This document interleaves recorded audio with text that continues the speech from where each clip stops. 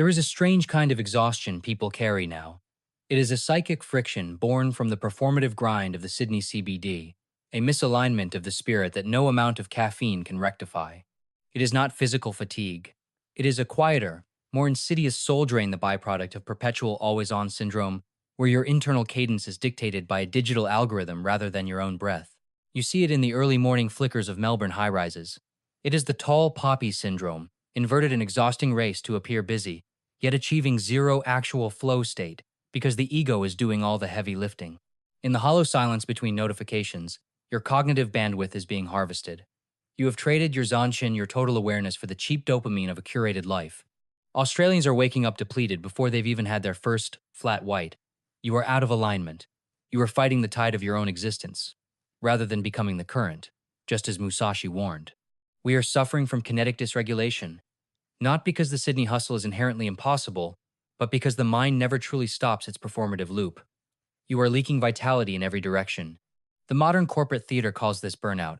They label it a deficiency of the grind, but maybe it is something far more sinister than mere exhaustion. It is a misalignment of the fundamental self. Maybe it is what happens when you spend your life flexing for a crowd that does not exist. You have traveled too far from your own center, losing that grounded Aussie no-nonsense authenticity to a digital mirror. Miyamoto Musashi realized this centuries ago, amidst the chaos of the Sengoku period.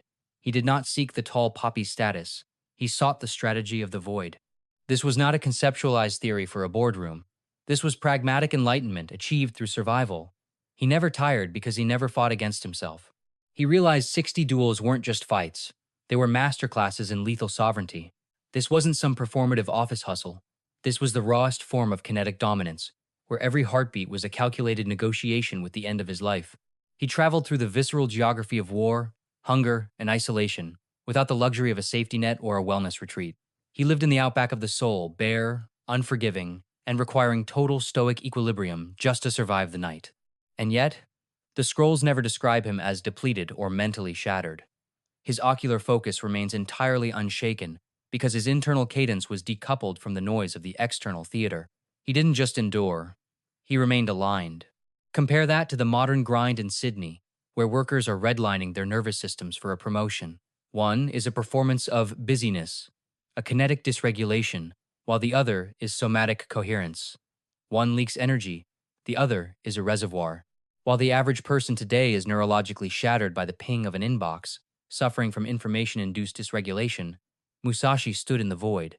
He lacked the ego-driven friction that we've mistaken for a productive work ethic. Musashi didn't engage in the performative hustle of the blade. He accessed a state of total kinetic alignment. While the opponent's heart hammered against the ribs of their ego, Musashi entered the theater of conflict with the zero-latency calm of a man merely breathing. Discard the industrial-era fallacy that endurance is a product of high-torque exertion. The query is not how he optimized his grind or pushed through the burn. The true inquiry is this: how did he maintain internal stasis while the external world burned? He realized that to survive the duel, you must first clear the mental scrub and find your own internal nullarbor, vast, silent, and immovable. Observe the bioenergetic leakage. Most professionals in the CBD don't even realize when they've punctured their own reserves. They're too busy maintaining the facade of busyness to notice their spirit is hemorrhaging. It begins with micro-concessions. A performative yes to a redundant project. A polite nod to a tall poppy's ego trip. You aren't fatigued by the labor. You are depleted by the friction of living out of alignment with your own truth. You start chasing goals. You never truly chose aspirations colonized by the tall poppy anxiety of the Sydney CBD. You begin performing sanitized versions of yourself for strangers, leaking bioenergetic currency into a void of social validation. You say yes to the corporate theater. You scroll until your psyche is overstimulated. You compare your internal reality to a curated digital mirage. Eventually, your cognitive bandwidth is hijacked. Your attention, the only true currency of the way, no longer belongs to you. That is where the attrition starts. It is not a physiological failure. It is a spiritual leak that makes the heaviest sword impossible to lift. Musashi realized this before his first shave. At 13, he engaged in his first lethal confrontation, wielding nothing but a wooden sword and a refusal to participate in the performative theater of combat. A single, focused strike. Victory secured. But he didn't indulge in the winner's high that depletes the soul. He refused to let the rush of triumph override his internal equilibrium. He walked away from the crowd, rejecting the dopamine loop of external validation. No desperate look at me flex, no tall poppy posturing, just the cold, hard geometry of his next movement. He returned to the silence. Reflection wasn't a hobby, it was a total system reboot. He was purging the ego, residue that makes most men heavy, brittle, and perpetually exhausted. Because Musashi grasped the fatal error of the modern corporate grind. The second you outsource your worth to an algorithm or a manager's nod, your metabolic energy is no longer your own property. You're leaking power into the void. Modern life is a relentless feedback loop of micro-dopamine hits. Validation. Productivity theater. It is the Sydney CBD grind masquerading as purpose, draining your bioenergetic reserves for nothing but digital applause. Look at the performative self-improvement circuit. People can't even sit in silence or go for a coastal walk without turning it into content. We have commodified rest, stripping away the groundedness that actually refills the tank. The cost is a permanent state of neuroarousal. Your jaw is clenched, your mind is redlining. You are always performing, always proving your worth to a crowd that does not care, leaving you perpetually behind on your own path. Musashi operated outside this paradigm. He didn't follow the trend or seek the tall poppy status. He ruthlessly excised the superfluous, achieving a state of total alignment by removing every social noise that didn't serve the blade. He traveled with nothing but a bundle and his steel. This was not an aesthetic choice for a social media feed. It was tactical survival. In Musashi's world, a single moment of distraction wasn't just burnout, it was a death sentence. He slept on floors, traveled light, owned very little. He realized that physical baggage was just the outward manifestation of internal friction. No distractions, no clutter. Every extra attachment was another vector for the ego to exploit. He knew that the more you own, the more you are owned. In the corporate grind of Sydney, we call it success. Musashi called it a fatal vulnerability. Today, we carry far heavier things. Open tabs, artificial urgency, expectations you never agreed to. It is the performative productivity trap, a digital tall poppy syndrome where we cut ourselves down to fit the algorithm. Tiny psychological weights, individually harmless, collectively exhausting. This is the bioenergetic leakage that drains your spirit before you even step into the arena. The human mind was never designed for this endless stimulation. Musashi understood rhythm, not motivation, not the fleeting high of a hustle post. Rhythm, the steady, unstoppable cadence of alignment. He trained constantly, not because he felt inspired every morning, but because repetition removed friction. In the boardroom or the bush, we often mistake momentum for motivation. Musashi realized that motivation is a fickle mate. He optimized for biomechanical automation. Every strike stripped away the cognitive overhead of trying. Eventually, discipline stopped feeling like effort. It became identity. When you stop trying to be a professional and simply are the process, you eliminate the ego tax. This is the death of the tall poppy within. No flexing, no performative grind, just pure unadulterated execution.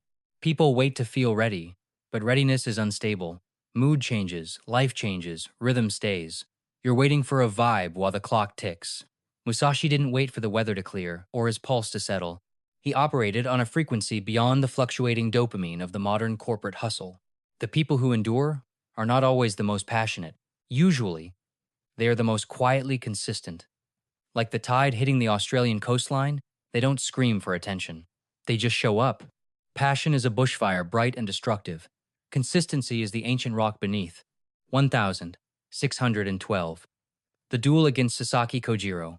Kojiro arrived polished, elegant, the quintessential high performer. He was the Sydney CBD of swordsmen, all flash, all technique, all performative perfection. But Musashi understood something Kojiro didn't.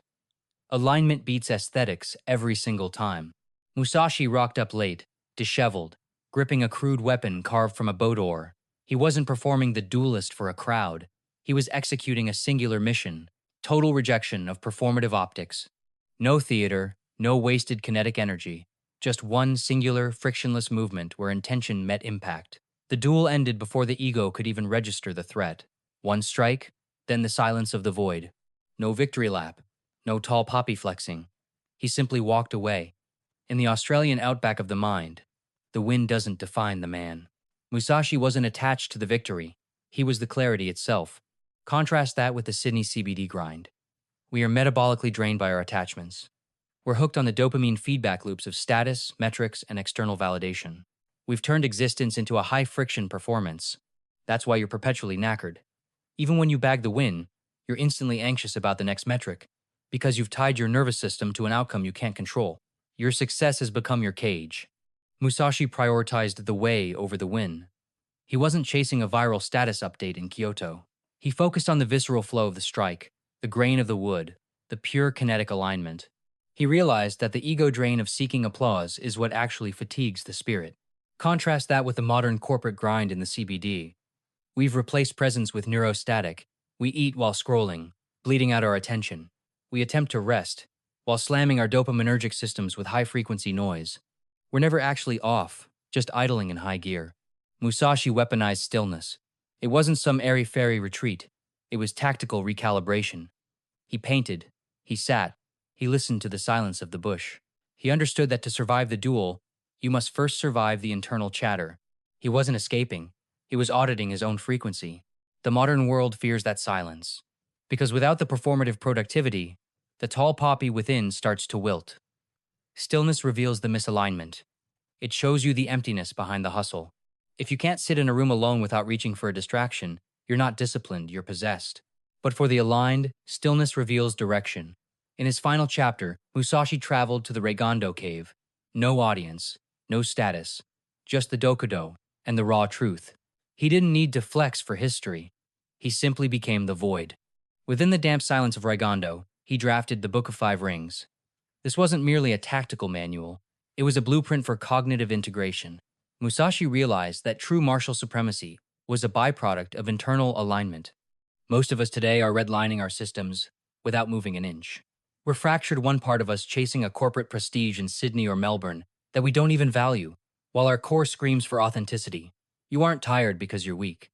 You're tired because you're divided. That internal friction, the mind plotting one course while the body executes another, is a massive bioenergetic drain. It's the tall poppy syndrome of the soul, cutting yourself down before you even start.